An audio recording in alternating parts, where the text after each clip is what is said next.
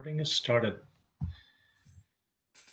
So first of all, I wanted to take this opportunity to welcome everybody to the keynote address of our virtual spring conference session of 2020. We've had presentations over the last couple of months.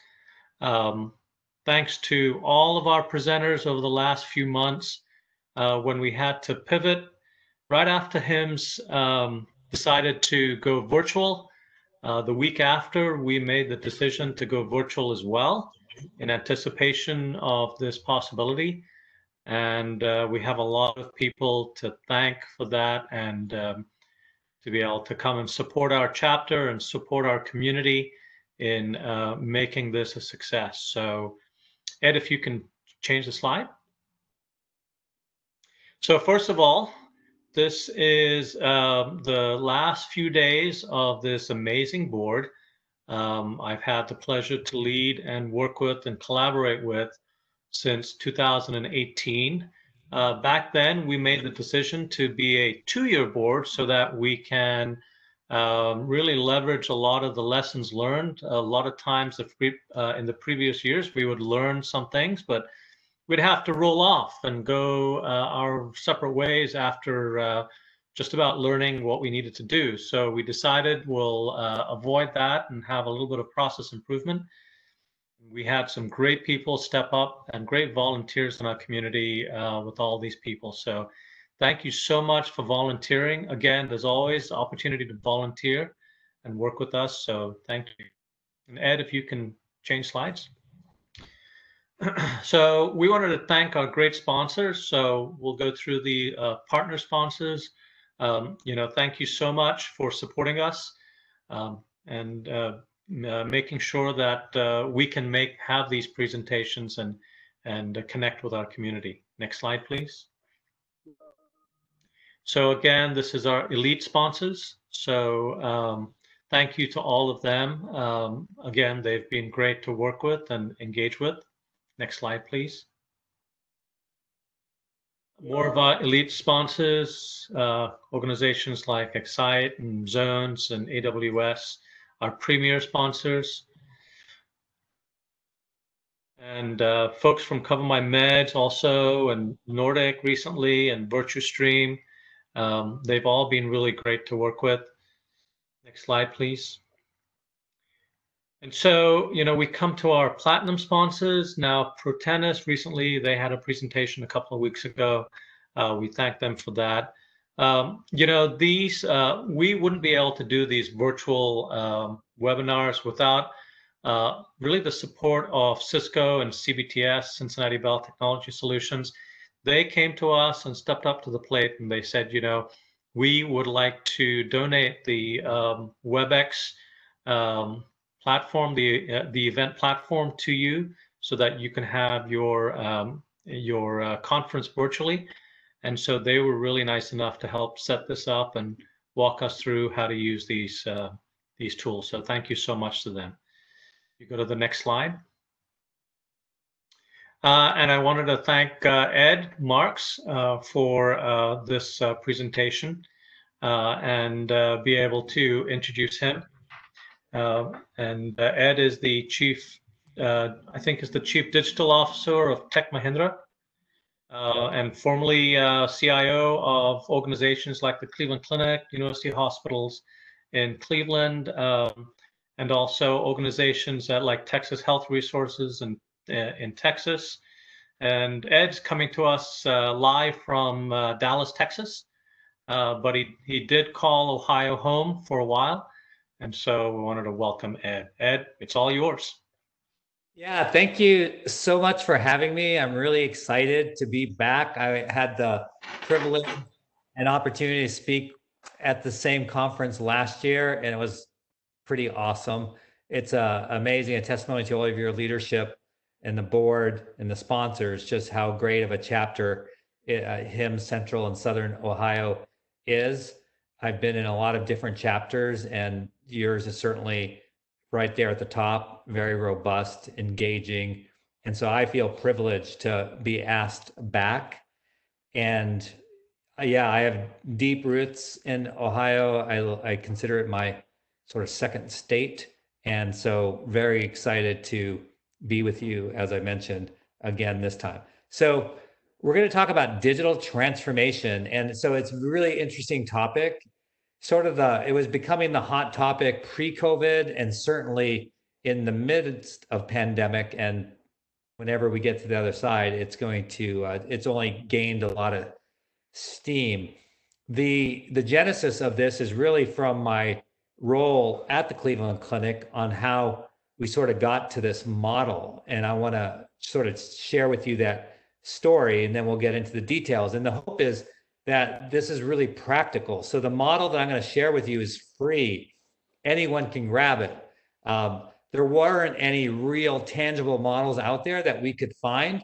So we just created our own, and we were like, we're just going to share this, and maybe it'll be helpful.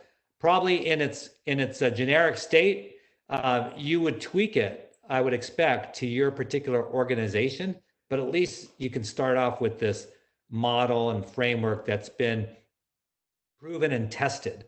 So what happened is we talked a lot about in my previous role about digital transformation. Then you ask someone, what is digital transformation? And you get a lot of blank stares. And then you get a lot of different definitions. So it was funny, one time as an executive team, we all sort of wrote down what are the top 3 priorities for digital transformation. And I'm just going to round up the numbers. Let's just say there were 10 executives. Each person wrote down 3 things. So that would give you a total of 30 ideas. And that's what it was. It was about 30. It was probably like 25 different ideas about digital transformation, which just shows you that even though we were fairly tight knit, that the definitions and sort of the objectives were all over the place at a very senior level. And that's common in every organization. So then it was interesting when we thought about digital transformation, what it meant. I remember I prepared a slide for the board, kind of wish I had put it in here now that I think about it, on our digital transformation, because that was a popular question and should be with your board.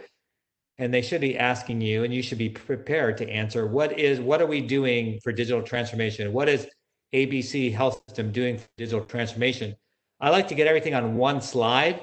So I do actually have a couple slides that could stand on their own. And on that slide, we probably needed 20 different vendors to do digital transformation. And so it really challenged us as an organization to think about, man, is there a vendor out there that could do, I say vendor, but I mean partner, such as the ones you have as your sponsors. And is there one that could, fulfill all these different dynamics? And the best we could find were potential partners that could do maybe 30 or 40%. So part of the draw for me to leave the provider side, which is really hard, and I still struggle with it, because I've been a CIO for, I don't know, way longer than I care to admit. But part of the draw was to be able to create a model and also to create an organization that could help people with digital transformation. So that's sort of the genesis of what you're about to see. Do have a book coming out, Forwards, written by my former boss at the Cleveland Clinic, Toby Cosgrove. You may have heard him speak before. He's a visionary, and I owe a lot to him for helping me with clarity in my thinking along these lines. And my co-author, Patty, who may have interacted with all of you previous as well. So we wrote a book on digital transformation. It was supposed to come out, actually, the timing, we were actually timing it with this talk originally, but with the pandemic, we pulled the book right before it got to the presses and rewrote some of it to be reflective of the pandemic. So it's not about COVID-19, but we certainly incorporate aspects and learnings from the pandemic. So then it went back to the press. So I think it's sitting on the press now, should be available sometime in early August. I'm not pitching the book, I'm just sharing with you that that book is coming out. And if you want further sort of thinking behind it, and it's vendor neutral, you won't see me do a commercial for anyone. I think you can gain a lot out of it. I found it very intriguing, just writing and learning more. And Patty's quite a prolific researcher. So it's really a lot of evidence-based research, deep but yet sort of in a story. So a lot of definitions. My point here is just choose one for your organization that everyone rallies around. So there's no right answer. You see my sort of definition and Patty's, and so what the official one that was in the first draft of the book. So do whatever, but just have one. So if you could start with a definition for your organization, you've got a good start in doing digital transformation, because how can you do digital transformation if you can't articulate what it is? So here's the model. And again, we'll make this available to you afterwards, and it's in the PowerPoint so that you can actually use it and recreate it to whatever makes sense for your organization. We just want to add value, and that's really the thing. And there's no logo. I just want to make sure there's no logos on there or anything. So the first thing you should notice is it's centered around the human experience.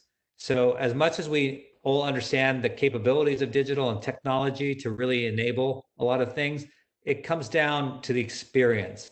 So technology is kind of like third or fourth. The first thing is to be human-centered in the design and thinking. This has caught a lot of traction recently.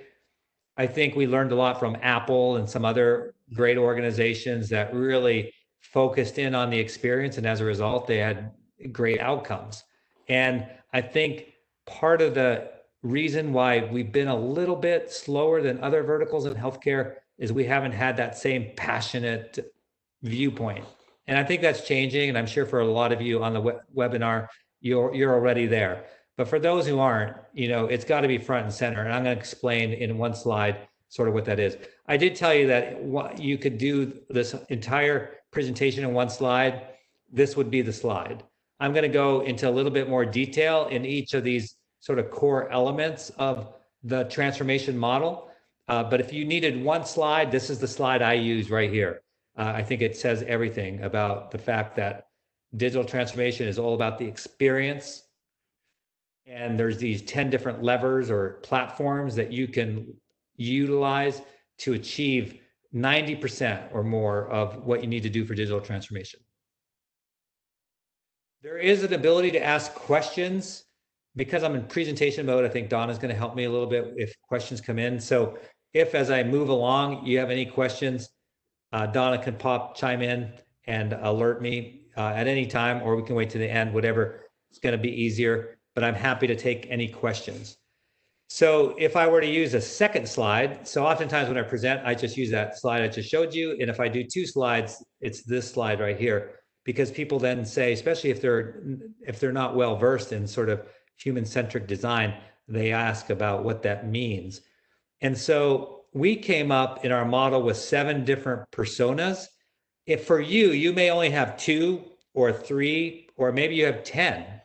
And I have to give credit to a lot of my peer CIOs in this. So when I originally started the model, I had 4 experiences. And as I traveled the country and talked to other people and worked on the book, it became clear that we needed to talk about 7. But I know other people who would have more. So again, it's really, there's not a right answer.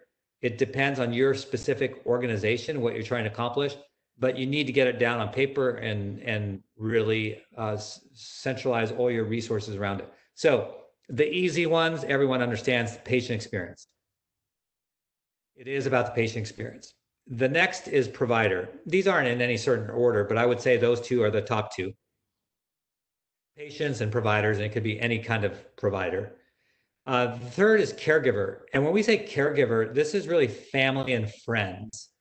So sometimes in a progressive organization, we think about family as an immediate family, but we seldom think about the friends or the broader family. And that's a big mistake, because as I think we're learning through the pandemic, the primary caretakers sometimes are friends or people that don't have a legal relationship, but they have a relationship. So you have to be thinking about all those personas when you think about the experience. What's their experience like? Because they are taking care of the patient, just like the provider. And in fact, in many cases, are more important than the provider. So it's really important. So the organization is another experience. And this is, I'm talking about your your organization, your culture, your brick and mortar is what are you doing for digital transformation within the organization?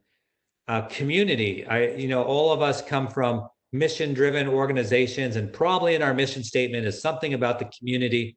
Therefore, it makes total sense that one of the persona is the community. So what is the experience of the community with your health system? And then there's the brand. So for some, this doesn't apply to everyone, but for a lot, your brand is really critical to the community, to the region, to the state, to the country, to the globe. It just depends on your organization. But most organizations focus a lot on their brand and what does it mean. So what's the experience that people have with your brand? So an example might be your brand is really critical. And so you want every experience, whether it's a commercial, an advertisement, to be really centered around that experience that people have with the brand. So you have to be very intentional around that. So commercials were some examples, but others might have retail. And so with retail, how do you ensure this experience? And that's what I mean by brand. So you may have some retail stores and whatnot, or online stores and capabilities. And then the final one that we identified as being critical is partners. So these would be vendors that you have a significant relationship with, and what is their experience with you? Because if you ask them, a lot of times, as great as we all think our organizations are, we don't necessarily give a very good experience for our partners, and sometimes not even for our patients. But again, we there's this new awareness, so we are giving a lot of attention to patients and providers. But don't forget the rest of this sort of continuum here, including your partners, because it affects everything else. It affects the brand, and they're probably in your community at some level, and they're helping with your organization, and they probably have family members or themselves as patients and providers. It's a connected ecosystem, so you really shouldn't leave anyone out. So again, you can take this for what it is, and maybe just half of them apply, or you think of some other ones. But I would be very intentional with anyone that you mark as important. I'd be very intentional. So in the first few minutes, we sort of covered how this came about. Why is there a need for a model? There isn't any that are at any level of detail. 2, what was sort of the journey that I came through, so you understand the background, and going through the process of writing a book. I just learned a lot from my peers. So I just owe everything that you're seeing to everyone in the community, broader community. I just happened to put it together. So that's the other thing we talked about. And the most recent thing we just talked about was the model at a high level, the 10 different platforms that make up the model with the human centricity. And finally, this piece here where we went through in a little bit of detail each of the personas. So now we're going to dive into the next level of detail. So we started off here. If you can see me, my hands are raised, the proverbial 50,000 foot level. And now we're going to go down to about the 10,000 foot level. When I speak with individuals or individual organizations that want to know more, I have another level that I go, but that would be way too much for what we want to accomplish today. I don't want to bore you with a bunch of slides. Like I told you, my format typically is 1 or 2 slides max, but because we wanted to give you something concrete and something you can use, we're taking it to another level. I won't take up a whole hour talking about this. I'll get through this pretty quickly, and then we'll have time for questions and can go from there. So I probably should have ordered all of these in a purposeful way, and I didn't. So if I were to make an improvement, if you were to take this, I would sort of order these platforms like, okay, I get the experience, we identify the personas, what's the most important of these 10 platforms? And you may have different platforms. Again, this is all not edible, but editable. So you can make it fit your organization. These just happen to be the 10 that seem to work for many, and including where I've served in the past. So if I did do it again, I would order them purposefully, but this would still be my first one, culture. It's all about the culture, and it's not just the IT organization. So when I talk about digital transformation, that's something I didn't say, it's about the entire health system digitally transforming, not just IT, although there's some things specific to IT. And oftentimes, you may find yourself in a leadership position to lead it. So I happen at the clinic to lead the digital strategy. And sometimes it's part of IT, sometimes it isn't. Sometimes there's a CDO, which we talk about in the book. Sometimes there's a chief digital officer, sometimes there isn't. Sometimes the CDO reports to CIO, sometimes the CIO reports to CDO. There's all sorts of different ways that this looks. But the point here is that we're all leaders, and if no one else has been given the mantle for digital transformation, and you have an understanding, then I would take that mantle because it's what your organization needs. If you're not, if someone else has been identified, then you become a key partner to that person in collaboration, and you can introduce the model to them if they don't have one already. So again, culture, very important. And I won't hit, some of these are obvious because you're very familiar with some of these terms. So what I'm probably going to do for each of these platforms is hit one or two. So I'm going to hit Agile. So I'm a huge believer in Agile. And that, if you think about all the top experience companies that are focused on experience, they're all Agile. So Apple's a really good example. But this whole thing of not just rapid development and 2-week iterations and those sorts of things, but I'm talking about the whole mindset. So I'm not talking just development. So sometimes when I mention Agile, people are like, oh yeah, we don't do development, so we can't be Agile. Or they'll say, we do development and we do Agile. But I'm talking about the entire way that IT operates. So it's a whole new way of operating. And there's some great stories out there of companies that have completely transformed themselves by going fully Agile. So I've done that in my past, and it's been tremendous. We became much more customer centric, focused on the experience. So that's one really important one. And then the other is cultural transformation. So some of these things actually help lead to it, like the Agile or ITSM can help lead to sort of that cultural transformation. But if the culture doesn't transform, it doesn't matter how fancy your model is or how well built out, nothing's going to change. So work closely with your human resources, or maybe you have a chief transformation officer, however it is organized in your organization, I would work closely with them. The next platform is automation. So digital transformation is definitely about automating a lot of things in your organization. Not only does it make you more efficient, but in today's day and age, right, with the impact of the pandemic, it makes a lot of sense from a cost basis. So robotic process automation, I'll call out as one. And so with robotic process automation, there's a lot of manual things that we do in healthcare today, and that can be easily automated, and again, makes us more efficient and takes out a lot of costs. So it's controversial to go into some examples because it does impact people's jobs and livelihood. But as you think about the longevity of your organizations and becoming more efficient, it's something you have to look at. So there's a lot of companies you could go to. Again, I'm not doing a commercial or sales pitch. So robotic process automation, though, is something that you'd want to look at. Everyone, and the other one I'll just touch on very briefly because people talk about it all the time, as AI and ML, machine learning. And that's something that you should also pursue if you haven't already, for the same reason, whether it's on the clinical side or to further automation on the production side, productivity side. There's a lot you can do. And that's when people talk about digital transformation, these are certainly things that a digitally transformative organization does. So moving to application, we have a lot of what's called technical debt, right? It's decisions we made in the past. We still carry the legacy of those. So I remember meeting one of your sponsors last year, that does application rationalization. I think a lot of people are starting to do that now, start getting rid of some of that technical debt. But a very agile, digitally transformative company doesn't carry hundreds and thousands of different applications, right? You just can't afford it. It's too much of a lift. It's too much of a burden. So you need to make those decisions to get rid of them. And then, I know I'm talking mostly to a healthcare IT audience, and a lot of these are going to make pretty good sense to you. Again, if for some reason something doesn't, you can ask a question, or we could talk at some other point about some of these things more in depth.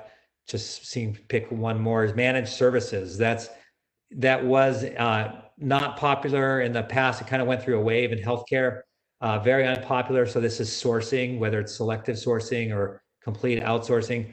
It's sort of, again, if you could see my hand, it kind of was very low adoption. And then the last time we had a huge economic downturn, it spiked a little bit, and then it leveled off and never really increased a whole lot. I'm thinking about writing an article soon. I do a little bit of blogging on the side. And when I think about the IT teams of the future, I think they're going to be much smaller and have the core capabilities and core leadership in there.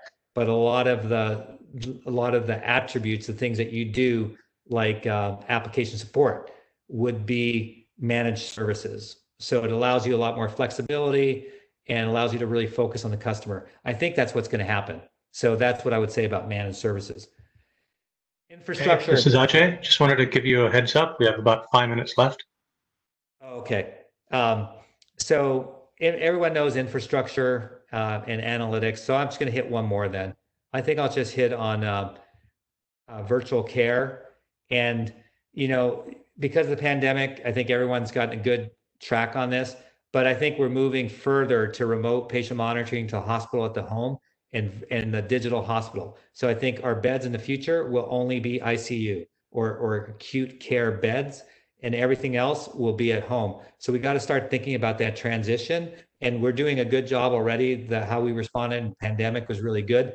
But a lot of the things that we threw in because of speed and efficiency we made some decisions that we're going to have to go back now and make sure that it's all about the patient experience and the clinician experience, and that it meets standards. We took some shortcuts, which were allowable, but I think we're going to have to go back through now if things slow down a little bit and make sure we enhance those capabilities. So that is really, that's really it in terms of sort of digital transformation, digital model. So we went through sort of a history of digital transformation and the concepts, and we talked about the different personas. And then I gave you like 10 platform ideas for digital transformation, and with an example in some of those. But again, this is available to you to use. If you have any questions, feel free to get in contact with me. I will stop speaking and see if there's any questions. So there is one question, Ed says from Sri. It's, thank you for sharing the digital transformational model. From a culture standpoint, how do we bring out the transformation? For example, from traditional process to more agile, would that be top down or bottom up or a hybrid? Please clarify from any personal experience, which would be a great example. Yeah, it's got to be both. So I had experience with Agile in New York City when I was a CIO at Health and Hospitals. And so that kind of opened my eyes to Agile. When I got to the clinic, I already had a cohort of individuals who were strong believers and practicing it sort of in our development group. And I became this instant believer, and we need to all be that way. So it had to be top down, because if I just left it bottom up, it wouldn't have happened. So here's what's interesting. So it was top down, sort of bottom up. So it's a hybrid because we already had some existing. You had to lead strongly through it, show the value. We did all that, education, training. And then it caught on fire. So then HR started using Agile and had success with it. And parts of finance started using Agile. And then our CEO started talking about Agile. And then we morphed onto different naming conventions. But it really sort of started in a hybrid. But you as the leader need to make it happen. But it started top down and bottoms up. And then because it was so effective, it caught fire. So yeah, I'm pretty excited about it. So that's how you do it. You got to do it both ways.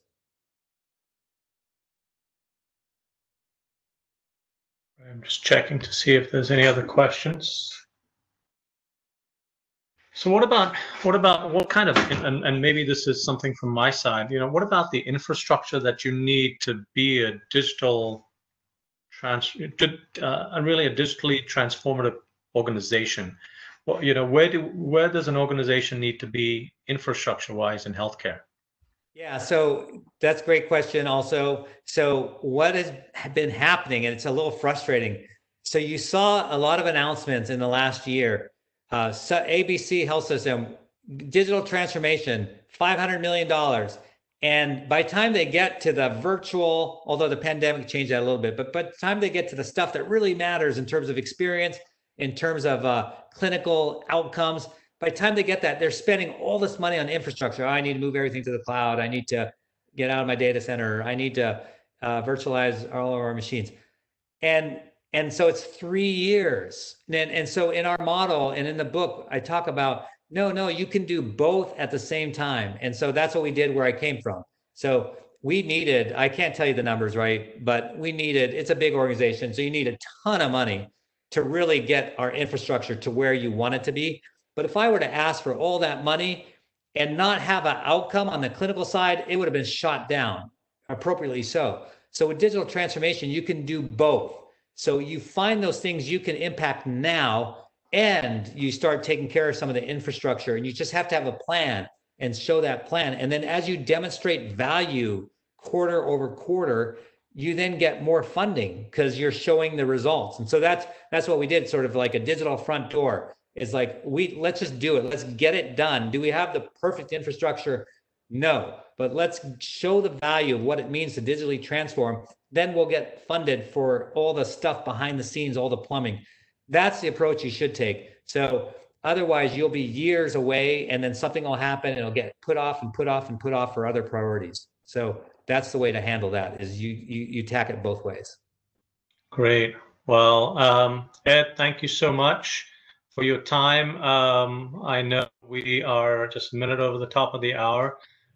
Folks, you can see more of Ed tomorrow in our wrap-up panel, end of year, end of conference, virtual conference.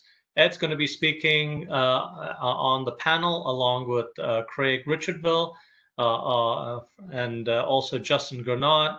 And I know that conversation is going to be great. But that's it for today's webinar. Ed, thank you so much. To our attendees, thank you so much for joining. We hope to see you tomorrow to end the year off with a great bang. But that's it from CSO HIMSS, and thank you so much for everyone to join, and see you tomorrow. Thanks a lot. Thanks, Ed.